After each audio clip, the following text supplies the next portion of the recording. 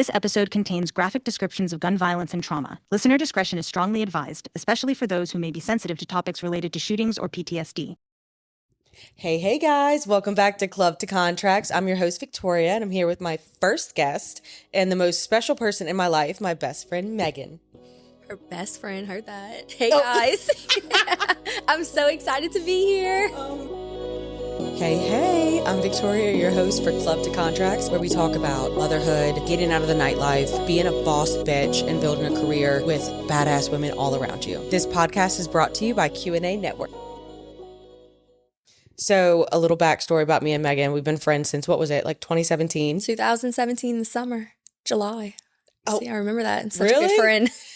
Wait, yeah. You were with one of our other friends. We were in Bootleggers in Lafayette. Oh, we had my God. previously just met, kind of, it was a weird vibe at first. It was a very, I'm not gonna lie. No, don't even let her fool you. It was not a weird vibe. She thought I was there for her baby daddy. I did, because everybody was there for my baby daddy. So, And I was absolutely not one of them. Sorry, baby daddy. Not for me. But so, me and Haley were actually just talking about this yesterday, which is so funny. But but then literally the second she found out I was not there for her baby daddy, of course. Yeah. We became best friends ever since. Yep. And that's so crazy. That's almost been 10 years. I know. Holy hell. And in those 10 years, the amount of memories and stories. Oh my God. A lot. I mean, lot. Most of them were good. Most of them were good. The one we're going to talk about today is not so good. Yeah, we have some good, some bad, some traumatizing. Yes. Oh my God. But really, she was such my best friend that we decided to take it to work. I worked at Republic starting in 2018. So pretty recently after we met. It was May 2018. And so I would be there now this year. I think that'd be 8 years, 7 years. I don't know. I'm not a math girl. But what year did I get you? I brought you on. It was Is it 2021? 23, I think. 23? Yeah. Or maybe 22. 22 or 23. Okay. Whenever you came on. Yes. And you instantly clicked with everybody there. Yes. I was working at another place in New Orleans, and Tori was like, come work with me. It would be so much fun. Yes. You would make a lot more money. And I'm like, you know what? Yeah, that other Just place. honestly, I took the job because I just wanted to work with her. Yeah. But then you still made more money because I don't lie. No. Absolutely. Absolutely. Oh my gosh. Yeah, that's right. So like 2 or 3 years you put into there. Yes. So the club scene, it's like, I don't know, it's super hard, but whenever you have friends around, it just makes it so much easier. The money's too good. Like, it's like the money, your friends, you see everybody, you can drink, you can party. I don't know. It's really hard to get out of. So I think we needed that wake up call to just pull us back. Oh my God. We were getting to the point, we were happy because I live 2 hours away. So I would come and stay with Tori when I would work. So we would get ready together, drive to work. Yes. Go eat before work. One of us, event. Yeah. One of us would if we'd work Friday and Saturday night, Tori would drink Friday night, I would drink Saturday night, and we'd, vice versa. Trade it out. Be responsible. Yeah, very responsible. We're mothers. Yep. But it was the years we did work at Republic was really fun together. I feel it brought our friendship closer. Yes. We made absolute stupid bank together. Wait, what was the most money we've ever made, like, in a night? You don't remember? No, girl. You were probably driving. Okay. 3,000. Holy shit. Like, God, that money was nice. Yeah, it was nice. But I like sleep. And then when we make like 1,000, we would be happy. Ish. We became brats. Because we're like, we are that good to make 3,000 in a night. Where's the big ballers tonight? Where are they at? Where's your checkbook? Right? Oh my gosh. Talking about Apple Pay. And then there's some nights like you would work by yourself or I would work by myself because it was supposed to be a slow night. Yes. And we'd get our asses handed to us. Or like 1 or 2 tables and you'd make like $1,000. Oh, that too. and then they want you to like hang out and party with them. Yeah. And then you're like, oh, but I'm driving. Yeah. Or at least me, since I forget everything. But yeah, definitely it was a good run. Yeah, I agree. It was a very good run. Until dun dun dun. But we're talking about all the good things with the nightlife, but the bad things. You're groggy. You're not, you don't have your weekends. You don't have your weekends with your children. Right. We're both moms. I'm sure it's so much easier for someone that doesn't have children. And you just feel, I don't know, drained. Yeah, drained. Oh my God. In the moment, it's fun. You're making money. You're with your friends. You're drinking. You're having a good time. And then it's like right when Monday hits and you back to reality. You're depressed. You have to take the kids to school. You don't get sleep. Yep. And you drove all the way from Lafayette. I did, yeah. And then, I mean, my house was still in Hammond. We'd have to drive an hour there and an hour back every night. Oh my God. 3 a.m, 4 a.m. It didn't matter. Yep. I'm shocked because so many people drink and drive. I know. And we were very, very blessed to not ever encounter drunk drivers on the road, but I wouldn't suggest driving that far that late at night. I don't know. No, yeah. We experienced fog, rain. Fog? Oh, wait. Oh, my gosh. Yeah. That was New Year's Eve. New Year's Eve. Drunk driving and fog all around us. The scariest night to work ever. And we were working, and I think I drove. Yeah, you did drive. I was shaking because there was so much fog that we could not see literally 5 feet in front of you. It was terrifying. Yes. Oh my God. I think it took us like 2 hours to get back to Hammond from New Orleans. I think we were driving for the most part 20 miles an hour. And sometimes even slower, but people were zooming past us, flying past. It was, I don't recommend, I wouldn't wish that on my worst enemy. Every time something like that would happen, we'd be like, okay, we're done. We're not going back. We're not going back. We're done with the club life. We're done. So many times and then a big show would book. Yep. Oh shit. Okay. This will be our last one. And that repeated for years and years and years. Yeah. I swear it was so bad. Oh my gosh. We would make excuses okay, well, it is worth it. We can. Yeah, we can do this. We can do it. We're young. It's 2 nights a week. That's what, 8 times a month? Yeah. I'm so not a math girl. Oh my God, that's so embarrassing. 8 was right. Okay. I had to count on my fingers. Winning, depending on the weekends of the month. But so I guess let's jump into Lord, the weekend before, I'm going to start probably where the night before. Okay.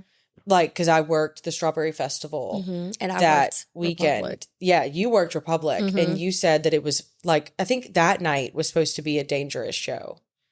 Yes. To the point where they were warning people. Yes. And I made so much money. I was like, you know what? One more night. I was just hustling. At that point, I was like, you know what? I'm just going to make as much money as I can. And I knew that was the Saturday night. Yeah. Yeah. I knew Saturday and Sunday, those were booked out shows. They were supposed to be a little more dangerous than the other shows, but I was like, you know what? I'm going to take my chance. I'm making a lot of money these 2 nights. So. Because, I worked at Republic since 2018, and I've worked so many of the rap nights and never, I felt unsafe. Yeah. You never feel, really unsafe. They'll say, maybe there's going to be more fighting or whatever, but you don't expect, what happened. Right. But I remember I was working at my family's, actually, their booth, Harris Seafood and Strawberry Farm. Plug. But so I was working their booth for the Strawberry Festival, and my friend Tabitha was in town, and her and her boyfriend, and they wanted to go walk around the festival after I got off. It was daylight, but it was a Saturday at a festival, and I don't know why I felt very anxious. I just felt super anxious, and I was like, I don't want to be around crowds. I don't want to be around people. And I think it's a very ominous, look at what happened the next day. Right. Because nothing happened at the Strawberry Festival. Everything was fine. And then I go home, and then the next day we weren't even, we got called into work, later on. Yeah, I was going to work, and then I called off.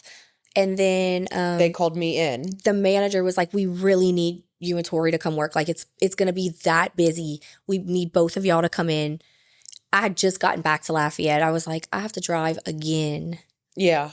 We thought it would be worth it. Yeah. So I went to Tori's, and I was like, the only reason I worked that night is because Tori agreed to work. Yeah.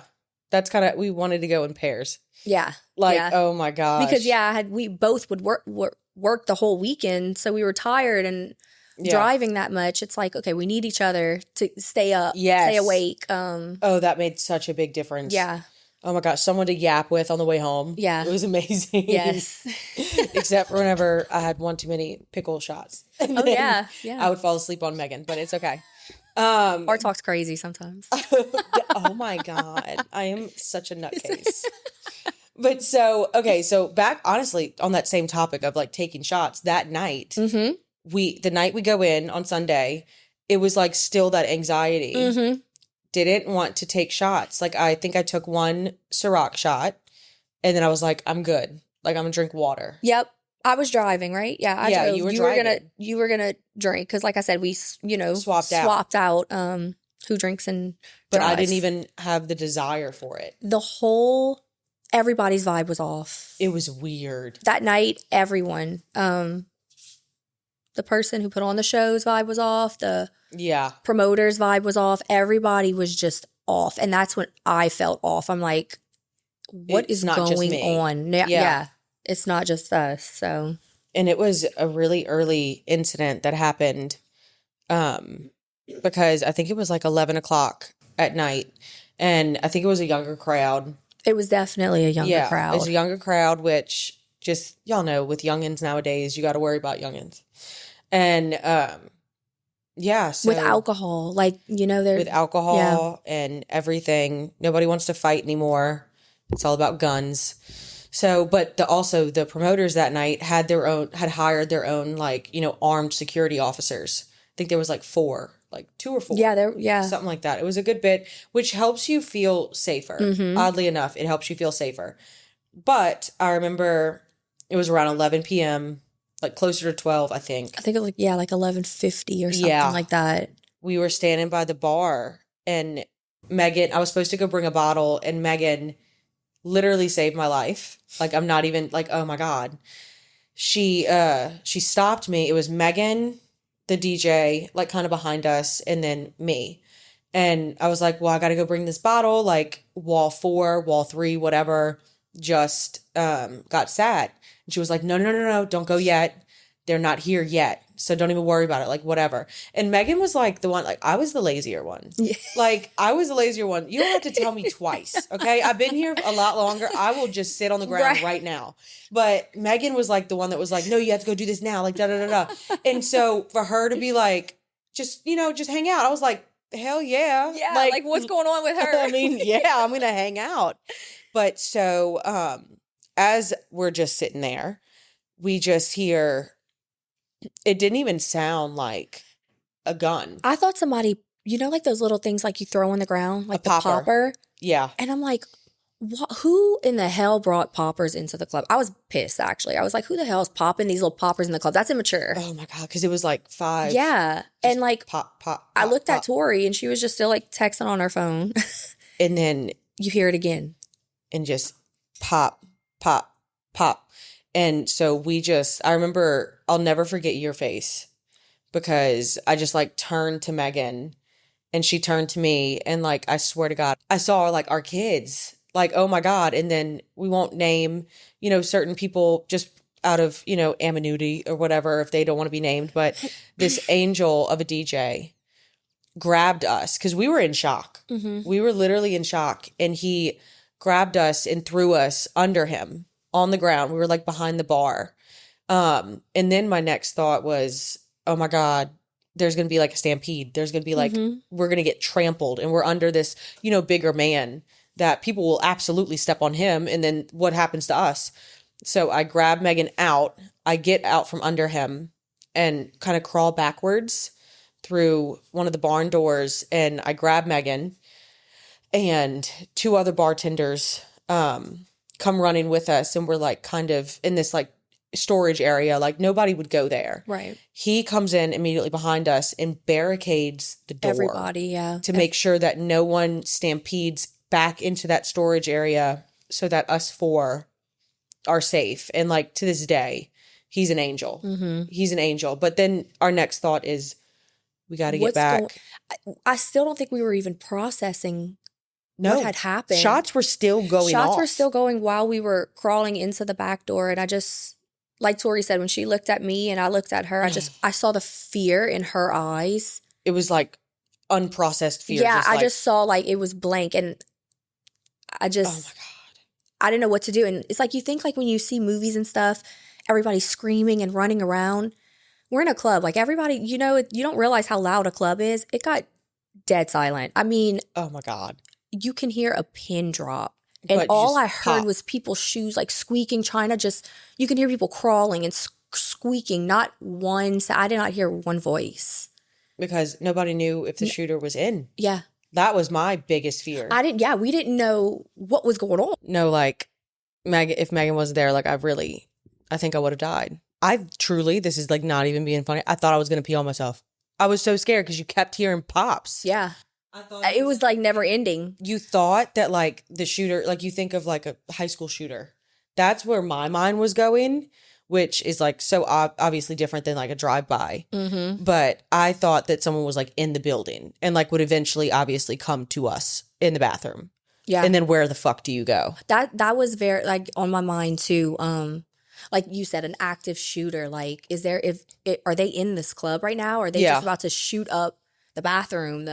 Are they gonna walk through the whole place? And then her and we're in the corner bathroom. There's no exit. No. There's no exit. I forgot who told us something about don't ever, if you're in a shooting again, don't ever go. No, because I tried to go, truly, back like there I tried again. to go into the office because the office at least has that exit door through the box office. But then that's also scary too if you're by an exit because then they can come in. yeah, exactly. It was just, I didn't know, I didn't know. Stop shooting. I was Like, just that's sitting. the bottom line. Yeah. I just wanted to stay in that bathroom until I knew we were safe to get out. But it was like little fireworks, just pop, pop, pop, pop, pop, over and over. The first couple, I didn't even realize what was going on. And when I looked in Tori's eyes, I just saw It was fear. I saw fear. The first thing that went through my head was, am I going to see my daughter again? I was shaking so bad. And then you grabbed me, right? And like you brought me, you said the bathroom. We went to the put the bathroom. bathroom code in because I couldn't even do that. And us four, we barricaded ourselves in and tried calling 911 to no avail. NOPD, 911. It's just an absolute joke. And I'll die on that hill. We kept being put on hold. Yeah. And then they texted me. And then they hung up. Yes. And then they sent texts. Yep. And that's whenever I was like, well, no one's coming to help us. Yeah. So we started texting our families. The feeling that, like, just thinking about everything. Just thinking about our babies. I know. In that bathroom. That's the first thing I texted my baby daddy, whatever you want to call him. I said, hey, I'm pretty sure we're going to be okay, but just let Maeve know I love her. There's a shooting going on. We think it's over with. I'll let you know when we're out and everything's okay. Oh, my God. At that point, I couldn't feel my heart. I remember, like, That's all I could feel. See, I couldn't feel anything. I thought I was dying at that moment. Just like full panic. Yeah, just full panic. Oh, my God. I can't even. It's crazy to like go back to that place. I know. Because I remember hearing people say like, this person shot, that person shot. And they said security guard. You can hear people screaming. And they wanted to get back there. And then I don't think the DJ was letting anybody back. And then we weren't coming out there until we heard that the police, we heard the police there. Like the radio. Yep. And we're all the workers are all in a group text, like a group me. And we were all talking and communicating. And whenever they said that the police were there, you know, we, of course, we got out. Were able to get out. But another thing to add, just rub in the trauma, the police were kind of accusatory. Yes. They were pretty accusatory of like us. And then we went to go, we didn't know what to do. There was blood everywhere. And then they made us go stand single file on the wall outside where the shooter was. You know, we don't know where he went. They obviously drove away. But I mean, we were the only witnesses really left. And they had us line up single file on the wall immediately next to a victim. Yep. And they didn't cover her. Nothing. She was just out. She was just out. And the fact that, they made us go outside for some reason, line up On the in a single wall. wall, and then made us go back inside. Or we'd get arrested, was their whole spiel. Yep. Oh, my God. And then I think 2 of the security guards had gotten shot. When we walked out of the bathroom to go back in, when we heard the cops were there, there was was it a security guard in the little waiting room? It was one of the armed security guards. They were, I guess, getting the bullet out of was it his leg or I think it was his a leg. woman, and then the man was inside the building. I just remember them screaming like they were in so much pain. And it was just so bizarre to be inside of that. It was like a tunnel vision. You walk out, I saw just random shoes, purses. All the tables were like Phones. flipped. Yeah. The mixers. Everything was flipped We from had people trying to get away. Yep.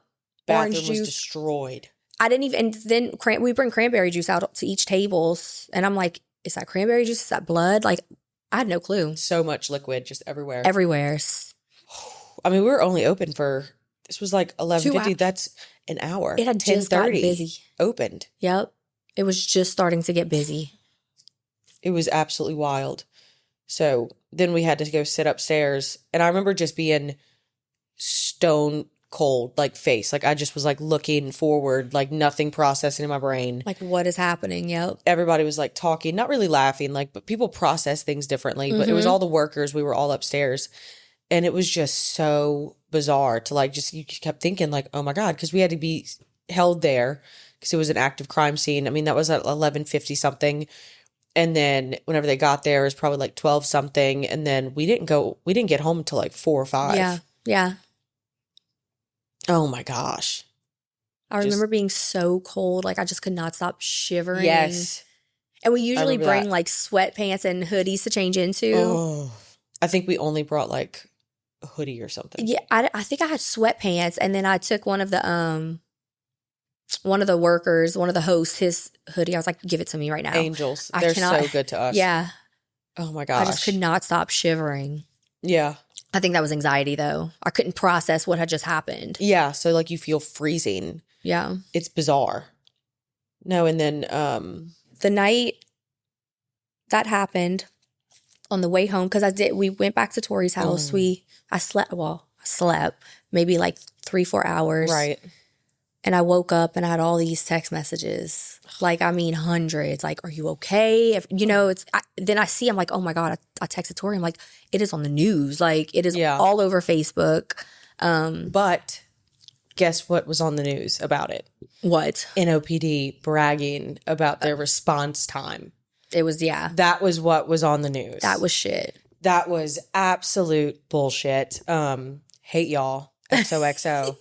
Like, because response time where Right. I have the text of them texting me and me texting them. And it was, I mean, I think by the grace of God, they were down the street getting donuts and coffee whenever they came. It took them like 30 minutes, I feel. No, they were there quick, but it felt like 30 minutes. Maybe But so. they were there quick, but that's all that they were talking about. And they were there and accusing us of, I guess, being the shooter. I don't know. And then threw us on the wall outside to be like sitting ducks. Wouldn't let it get our phones, purses, nothing, which I get. It's like a crime scene, but they were treating us like we did it. Yeah. You know, exactly. Instead of like, maybe, I don't know, going out there and try to find who possibly did it. They were right. just so worried about the workers. So to this day, that's all they brag about is their response time. I saw a recent article with the ambulance, Acadian Ambulance, I guess is them. I don't know, ambulance company that got there quick. They bragged about their response time, and so did NOPD, and that's all that they can say. But yet it's been over a year, and we know diddly squat about where this damn shooters, we don't know car, we don't know anything. So all we know is that it was a drive-by shooting. They were outside driving by. I think it was like 2 cars, they said, and the doors they were were just open. shooting. Yeah, the doors were open. Just They were open just fire. shooting. Open fire. And yeah, oh my God. I mean, I just feel like I don't care about your response time if you can't I know. solve the crime. And I I don't just know. don't get, like, there's so many cameras right there. Like, it's downtown New Orleans. Like, there has to be cameras of somebody speeding off or Something. something. There was nothing. Nothing at all. I forget. Oh, the next day, obviously the spirits were a little low. That's whenever I sent in my resignation text to the owner. I mean, I thanked him for, Everything. Lord, so many years. I think, 6 years of, being amazing. And I just couldn't do it anymore. But then we eventually did one time go work an EDM show just to be together. Because like Megan was like, just look, this is like immersive therapy. Right. And we kind of have to, I wouldn't say face our fears because it's not a fear, but just kind of show that we're not. Yeah, like this is something that truly traumatized us. And the last thing I want to do is remember. Yeah, because we have so many good memories. The last thing I want to remember is that night, like let's go back and try to make a happy memory and a happy night.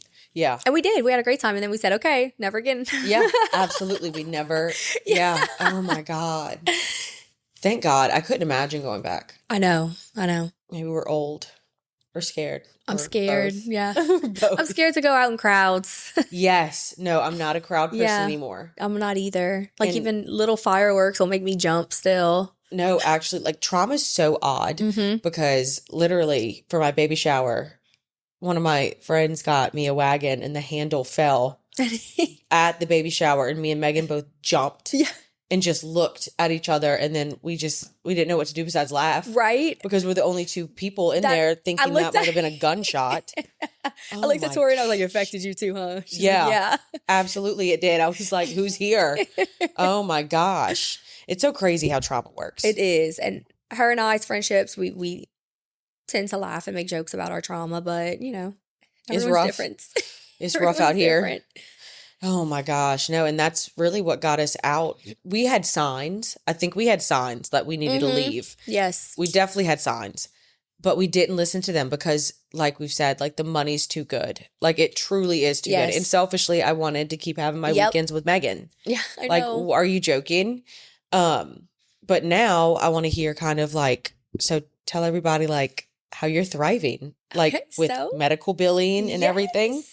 So after, it was like 2 weeks after the shooting, I knew I had to, I didn't want to go back into the club life. All I kept thinking about my daughter, Yes. It's time. She's starting school. I have to grow up. It's time to make some big boss moves. Tori has constantly been always on my back about you have to, get into real estate, which, I need to finish my test, but I did half of what I was supposed to do.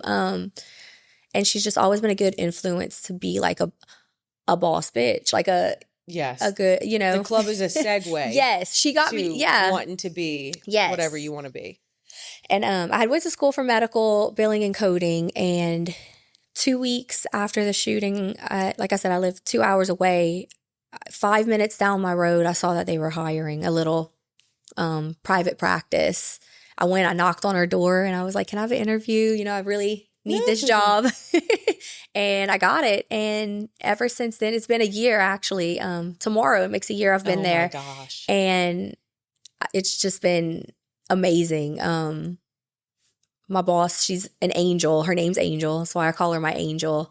And she's just given me a purpose in life. Every day she's so positive with everything. And then now she's taught me so much. She's, wanting to retire soon and wanting me to run and take over, the company for her. And I just think that's such a boss move. And it's, I started from in a club now to running going to be running a actually using medical billing and with. A billing company. So that is amazing. I know. Boss I'm so bitch. happy for us. Yes. We both always said, we always have these ideas like we are going to be rich. Like there's no other way around there's it. no other way. We're because crazy. We're literally insane. We're insane. We will make it. Yes. We've always had so many ideas, and just something always happens. Like we're like, okay, we're going to do this, and then something bad happens. And I'm like, okay, well, then we have another idea. Yeah. You got to live life like that. Roll with the punches, man. We won't stop until we get it. Yeah, absolutely. And I have to thank you for putting that in my head, because you've I've never really been that motivated to be that big of a hustler. And I don't know, Republic, she showed me, I was like, okay, she showed me how much money could be made. And then I followed her everything. I know, yeah, she did. I followed her footsteps in that, and you know. And now, oh my gosh. And you will do real estate one day. And I think I will. I believe in it. I could get into that too. I'll force you to. Yeah. I will get you to do it.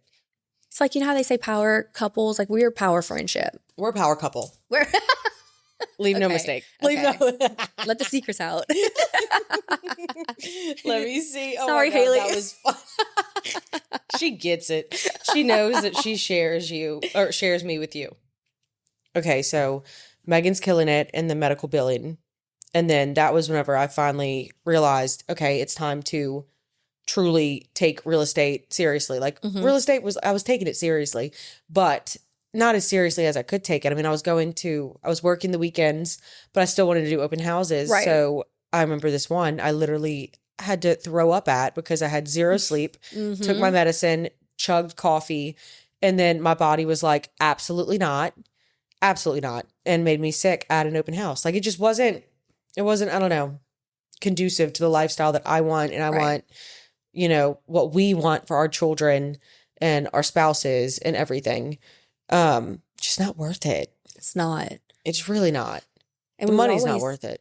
Yeah, and that's the thing. It's like selling your soul. The money was worth it until I saw my life was involved. And I'm like, okay, it's not worth it anymore. Like my life is more important than the money. Oh, for sure. Being there for my daughter and you being there for, you know, your son. Yeah.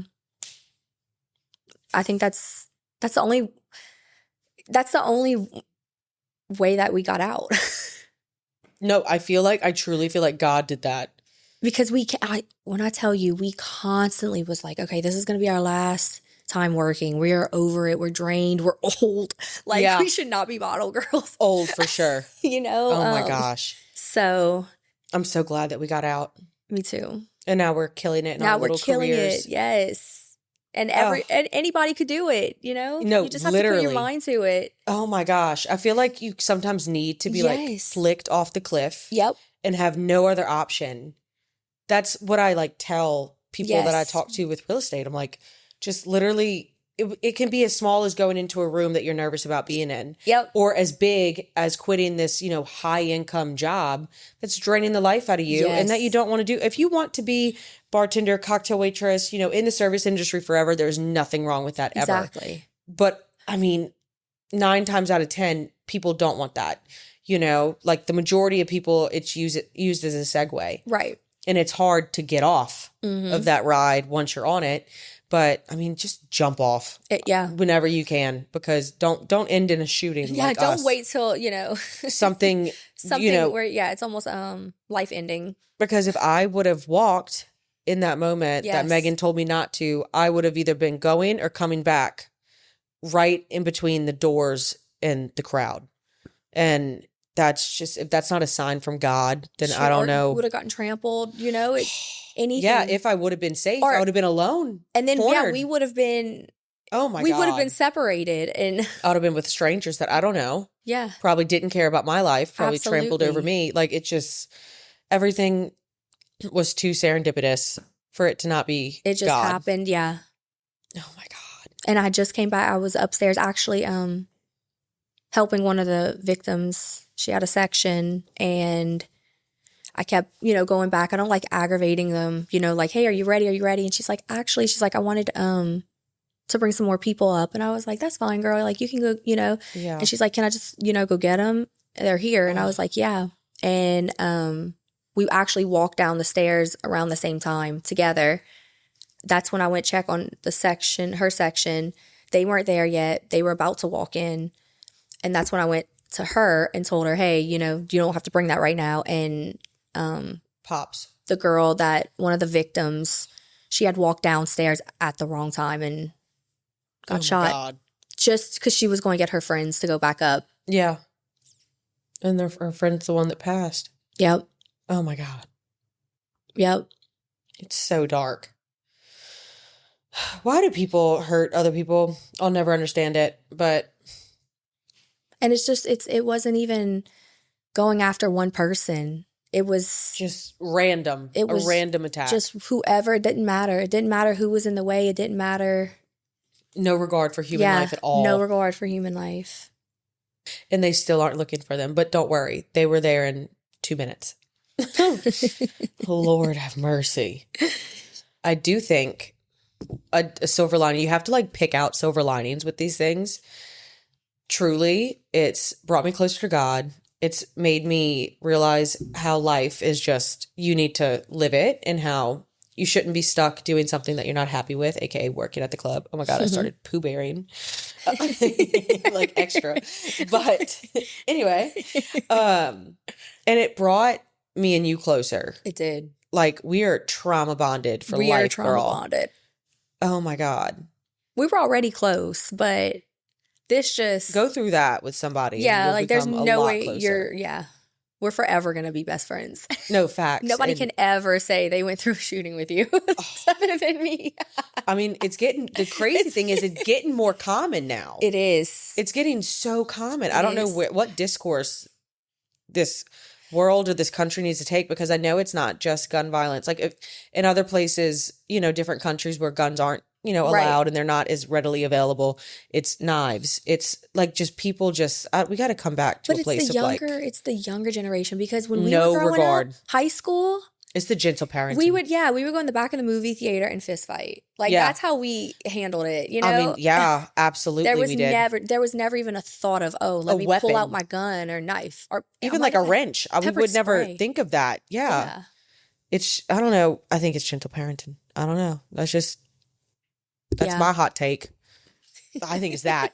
I will die on Hey, that hill. everybody. Do not gentle You're a parent. gentle parent. You're raising a shooter. I'm sorry. Cut that out. Don't cut that out. That was funny. We are so we've always been kind of like one and the same, but I feel like I'm not thankful that you were in the shooting. Yeah, but I am thankful that we're you were there together. with me. Same. I always say that. I think it was meant to be. We were meant to experience that together. Absolutely. Oh my God. 100%. And then, so we're thinking the shooting put me into AFib because, like I said, I couldn't feel my heart. Oh, yeah. And I had felt like my heart rate had gotten a lot faster after the shooting. And then, like, I'm a very normal, I work out every day. I try to eat clean, and You don't smoke. You don't I've vape. never smoked in my life. She's Bare minimum drinking. boring. I'm very boring. But I had a stroke in July.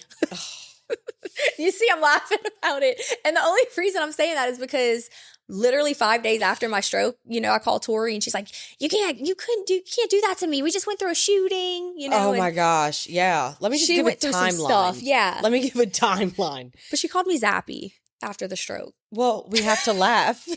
Literally. I mean, she had little brain zaps.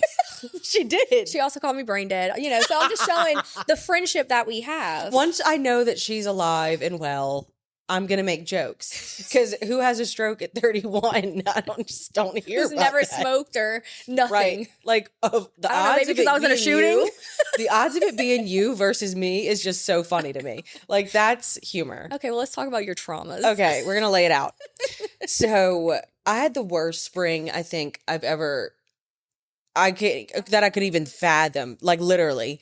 So, early spring in March, I lost my godfather, my uncle, to a heart attack. And then about a month later, April, the shooting happened. And then literally almost to the day, a month after that, my mom passes, heart attack, pulmonary embolism. They're not too sure. But that happened immediately after. And then in July, like June or July, I get a message that Megan stroked out. And I was like, now I'm about to stroke out. Like, there's no way.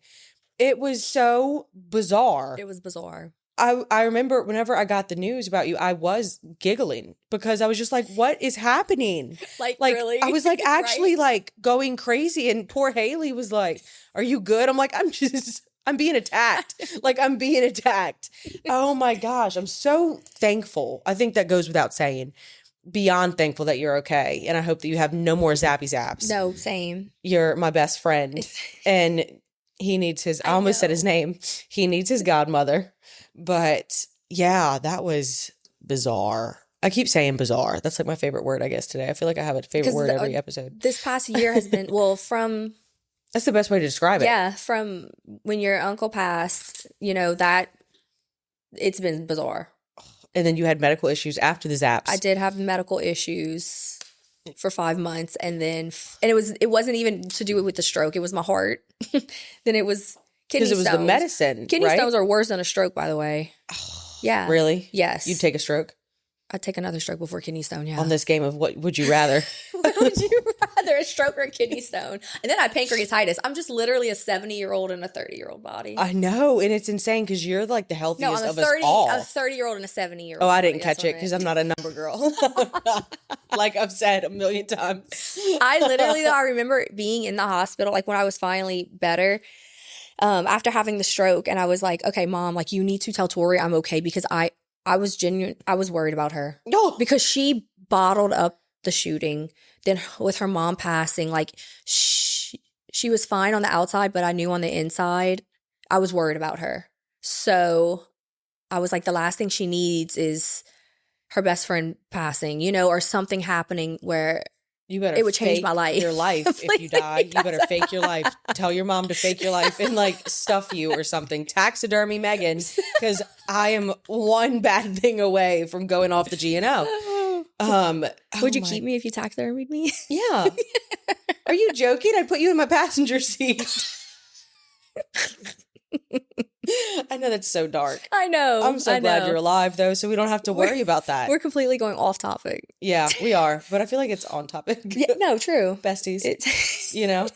All right, so we're at the end, and I'm so thankful that you came on here. I know we laugh, but it was a lot to talk about. What we were talking about. It felt good to let it out. I know, because no one's heard it. No one's spoken about it. Right. So this is kind of the first time, and I think it's perfect for, the year anniversary.